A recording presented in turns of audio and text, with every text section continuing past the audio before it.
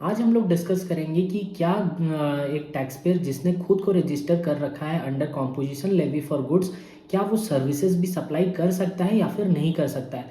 तो जैसा कि मैंने पहले भी आपको ये बताया है कि composition levy is for small tax payers जिनका टर्नओवर है up to a prescribed limit.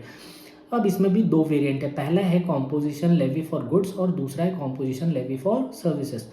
अब कॉम्पोजिशन लेवी फॉर गुड्स में क्या होता है कि अगर आपका प्रीसीडिंग फाइनेंशियल ईयर में टर्नओवर था अप टू 1.5 करोड़ और 75 लाख्स, अगर आप कोई 8 स्पेशल कैटेगरी स्टेट से हो तो उस केस में करंट फाइनेंशियल ईयर में आप ऑप्ट कर सकते हो as a composition tax payer for goods.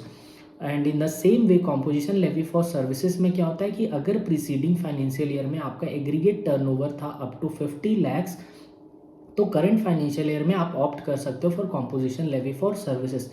लेकिन ऐसी तो कोई ज़रूरी बात नहीं है कि एक बंदा सिर्फ गुड्स की मैन्युफैक्चरिंग या ट्रेडिंग करे, हो सकता है वो गुड्स के साथ साथ सर्विसेज में भी डील कर रहा हो, तो क्या फिर उसे कॉम्पोजिशन लेवी से ऑप्ट आउट करके रेगुलर स्कीम में रजिस्टर करना होगा?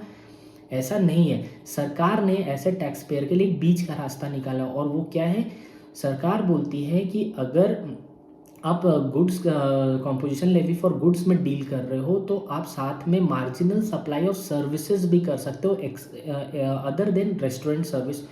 और उस सर्विस की वैल्यू क्या होगी, the value will be 5 lakhs rupees और 10% of the aggregate turnover of the preceding financial year, जो दोनों में से ज़्यादा होगा। इसको एक एग्जाम्पल के थ्रू समझते हैं। सपोज करिए सार्थक है एक बंदा, वो ही is engaged in supply of goods. Preceding financial year में उसका टर्नओवर था 90 लाख रुपीज़, तो करेंट फाइनेंशियल ईयर में वो composition levy for goods opt कर सकता है क्योंकि प्रीसीडिंग फाइनेंशियल ईयर में उसका टर्नओवर है अप टू 1.5 सीआर। ठीक है, कोई दिक्कत वाली बात नहीं है।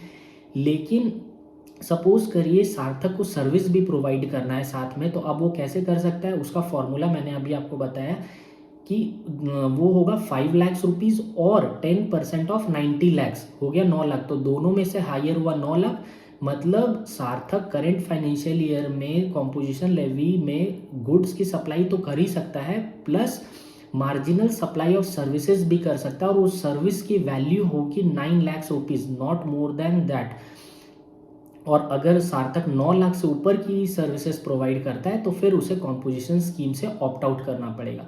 तो ये कॉन्सेप्ट था कि समझाने के लिए कि एक कॉम्पोजिशन टैक्स पेयर गुड्स के साथ साथ मार्जिनल सप्लाई ऑफ सर्विसेज भी कर सकता है। Thank you.